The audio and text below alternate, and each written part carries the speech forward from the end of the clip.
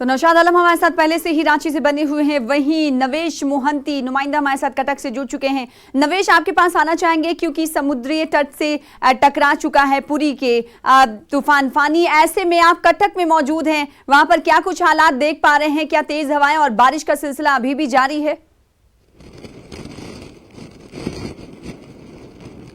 देखिए सना, अभी हम पारादीप में हैं और पारादीप जगतसिंहपुर जिले में आता है, तो कटक यहाँ से दूर है। पारादीप में भी हवाएं तेज चल रही हैं। पुरी में जैसा कि आप बोल रहे हैं कि लैंडफॉल हो चुका है, तो पारादीप में जो सूचना हमारे पास है लगभग 1 से 1.5 घंटा लगेगा।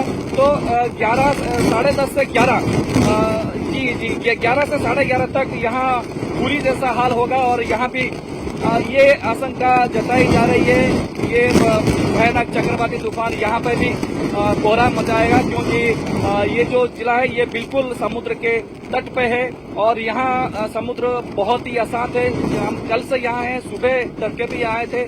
तड़के इतनी ऊंची ऊंची लहरें नहीं उठ रही थी समुद्र की। थोड़ा मैं आपको ताजा विजुअल दिखाना चाहूंगा। जो लहरें दिख रही हैं इतनी ऊंची लहरें नहीं उठ रही थी, कम ऊंची लहरें उठ रही थी, मगर जितना जितना फनी नजदीक आता जा रहा है तो उतनी ऊंची लहरें भी उठ रही हैं और हवाएं भी बहुत जोर से चल रही हैं। जो खाली मैदान आप सना देख पा रही हैं कैमरे में, टीवी में, तो वो खाली मैदान अभी 1 घंटे के बाद ये बताया जा रहा है यहाँ पानी भर जाएगा, समुद्र का पानी यहाँ तक आ जाएगा। और जो 210 की स्पीड जब पकड़ेगा तो ये आशंका जताई जा रही है कि जो सड़क देख रही है, सड़क को पार करके समुद्र शायद उस पर जा सकता है, जो रिहायशी इलाका है उस पर जा सकता है, मगर यहाँ शायद ये नहीं हो सकता क्योंकि यहाँ जो बांध है बहुत ही मजबूत है। मगर इस जिले में ऐसी बहुत ही कमजोर बांध है या फिर कमजोर इलाके हैं जहाँ ये समुद्र का पानी सीधा अंदर घुस जाएगा और रिहायशी इलाकों में शायद तबाही मचा सकता है।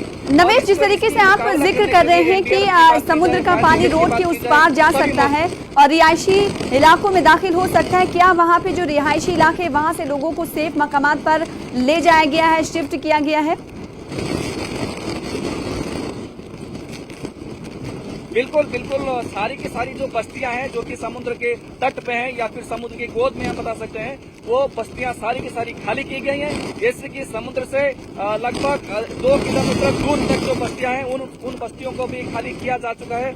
लगभग इस शहर में 10,000 लोगों को शेल्टर दिया गया है और जो साइक्लोन शेल्टर होम किया गया है वहाँ पे उन लोगों को रखा गया है। वहाँ पे उनका खाना दिया जा रहा है, दोपहर का खाना उसका पक रहा है, अभी सुबह का नाश्ता उन्होंने किया है, दवाई वगैरह सब है और जो जानवर है जानवरों के लिए भी खाना वाना सब रखा है।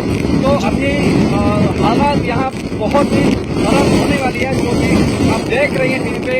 ये हालत तो कुछ भी नहीं है और अगर अगले 1 घंटे की बात की जाए तो यहाँ बहुत बड़ी तबाही मच सकती है, क्योंकि पुरी में जो हाल हुआ है ये जगह पुरी से लगभग 50 से 55 किलोमीटर दूर होगा, तो यहाँ भी इसी तरह की तबाही दिखने वाली है। अभी जो जानकारी हमें मिली है जिले के अंदरूनी भाग से, पेड़ गिर के अभी कट के पड़े हैं, टेलीफोन लाइन्स भी कट रहे हैं और इलेक्ट्रिक पोल सड़क पे गिरे हुए हैं। एनडीआरएफ खबर मिलने के बाद एनडीआरएफ और फायर ब्रिगेड टीम वहाँ मार्च कर चुकी है और पुलिस भी तैनात है, क्योंकि सबसे बड़ी समस्या अभी है जो लोग हैं वो देखने के लिए, समुद्र को देखने के लिए चले आ रहे हैं और अगर समुद्र का पानी यहाँ तक आ सकता है तो आप इसी से अंदाजा लगा सकते हैं किस तरह से तबाही मच सकती है, लोगों का जान नहीं जा सकता है। तो उड़ीसा गवर्नमेंट कमिटमेंट है 100% इवैक्यूएशन और 0% कैपेसिटी, तो उसी फोटो को लेकर सारे चल रहे हैं। तो अभी हालात धीरे धीरे पद से पत्थर होने वाले हैं,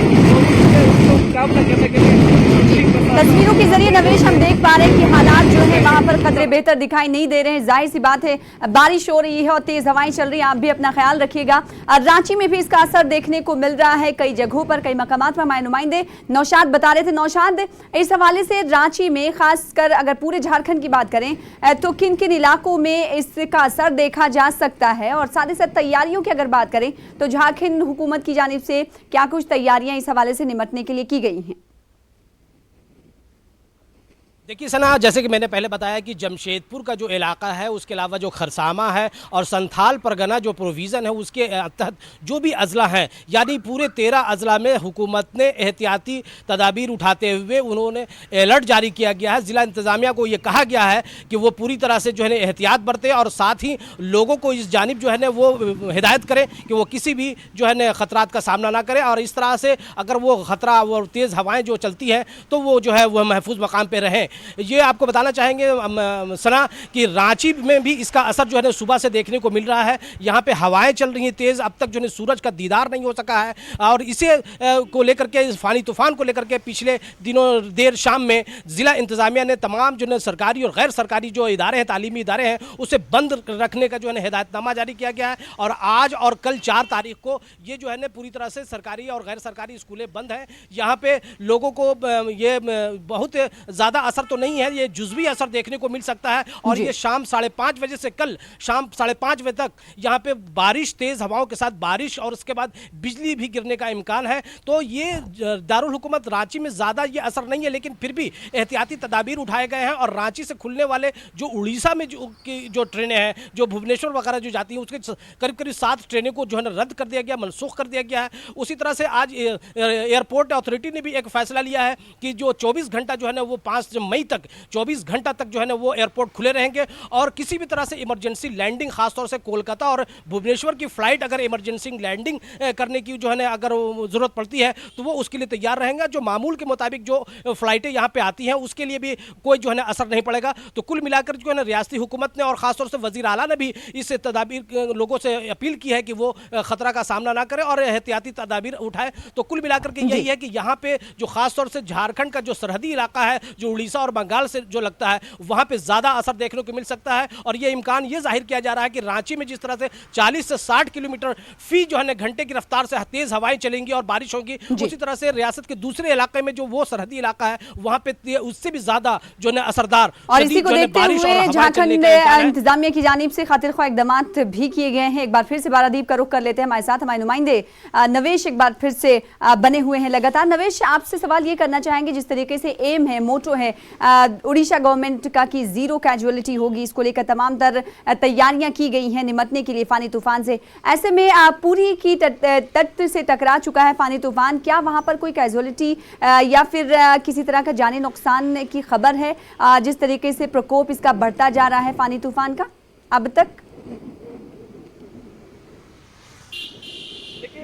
देखिए अभी तक तो किसी की ऐसी हताहत होने की खबर नहीं है, मगर जो भी हालात है शायद ऐसा हो सकता है, मगर भगवान न करे ऐसा कुछ हो, क्योंकि जो पुलिस है इसके साथ पूरा उड़ीसा गवर्नमेंट इस काम पे लगी है कि किसी को भी छोटी सी भी छोटी खरोच ना आए। मगर जो तूफान है ये तो बहुत ही ज्यादा नुकसानदेह है, क्योंकि अभी जो यहाँ हम हैं जगतसिंहपुर में या पारादीप, ये जगह का नाम है पारादीप पोर्ट की अगर बात की जाए तो पोर्ट जो है बंदरगाह है उसको पूरी तरह से बंद किया गया उसका ऑपरेशन। और जो हार्बर में जो उसके शिप्स थे, बड़े बड़े शिप्स, उस शिप्स को अंदर लिया गया है और कुछ शिप्स तो यहाँ से 100 से 150 किलोमीटर अंदर समुद्र के अंदर उनको भेज दिया गया है।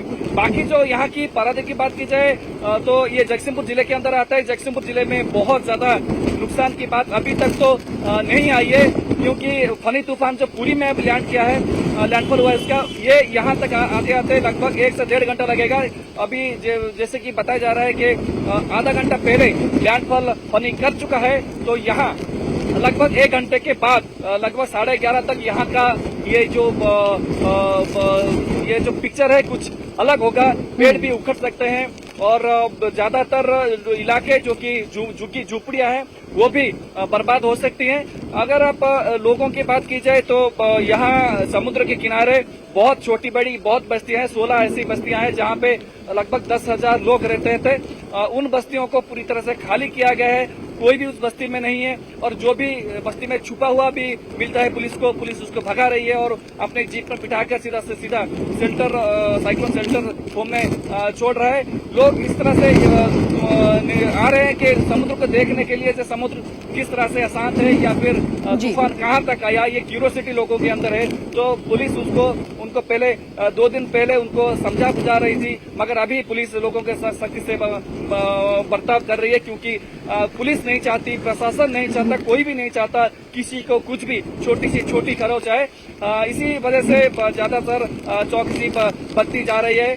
तो अगर जगदलपुर जिले की बात की जाए तो 1999 में एक बहुत बड़ा साइक्लोन आया था, तब यहाँ पे तबाही मची थी, 10,000 लोगों की जानें गई थी और लगभग 2 लाख घर यहाँ पे उजड़ गए थे। बहुत से मवेशियों का भी जान गया था और बहुत नुकसान भी हुआ था। इसको देख के उड़ीसा गवर्नमेंट ने तब से अपने जो ओड्राफ एनडीआरएफ की तरह अपना भी एक ओड्राफ बनाया, Orissa disaster rapid action force, और वहीं से ओड्राफ जो हर साल एक छोटी बड़ी करके तूफान आ रही थी, ओड्राफ उसका मुकाबला कर रहा था। अभी ये जो तूफान है ये उससे बहुत ज्यादा है, क्योंकि यहाँ किलोमीटर 180 से लेके 210 तक हवाएं चल सकती हैं इस इलाके में।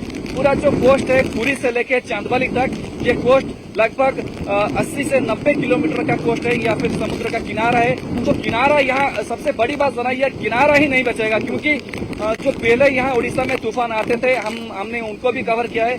ये तूफान क्या होता था, सीधा आके तट पे टकराता था और सीधा अंदर घुस जाता था, मगर ये जो तूफान होनी है ये पूरा तट से होते हुए पूरा 60 से 70 किलोमीटर की जो लंबाई है ये वहां नापेगी। तो उम्मीद इस बात की जा रही है कि कुछ नहीं होगा, क्योंकि मगर ये भी अंदेशा जताया जा रहा है, ये जो कोस्ट देख रहे हैं ये कोस्ट नहीं बचेगा, क्योंकि यहाँ बहुत बड़ी गड्ढे शायद शुरू हो सकती हैं, क्योंकि जो तूफान का आई है वो आई इस जगह से ही गुजरेगी। लहरें की बात की जाए तो लहरें अगर बात करें तो सिचुएशन कंट्रोल में है, लेकिन कुछ देर बाद पारादीप में सिचुएशन आउट ऑफ कंट्रोल हो सकती है। और तमाम उड़ीसा के रहने वालों से आवाम से अपील ये की जिस तरह से गाइडलाइंस मेट्रोलॉजिकल डिपार्टमेंट की जानिब से जारी की गई है उस पर अमल करें। और साथ ही साथ नवेश, आप से भी ये कहना है कि आप भी अपना ख्याल रखें, और साथ ही साथ आपका शुक्रिया अदा करना चाहेंगे इस तरह के मौके पर आप तमाम लोग मैदान में डटे हुए वहां से रिपोर्टिंग कर रहे हैं। बेहद शुक्रिया नवेश हमारे साथ जुड़ने के लिए, और साथ ही साथ नौशाद आपका भी बेहद शुक्रिया झारखंड से तफसीलात फराहम करने के लिए।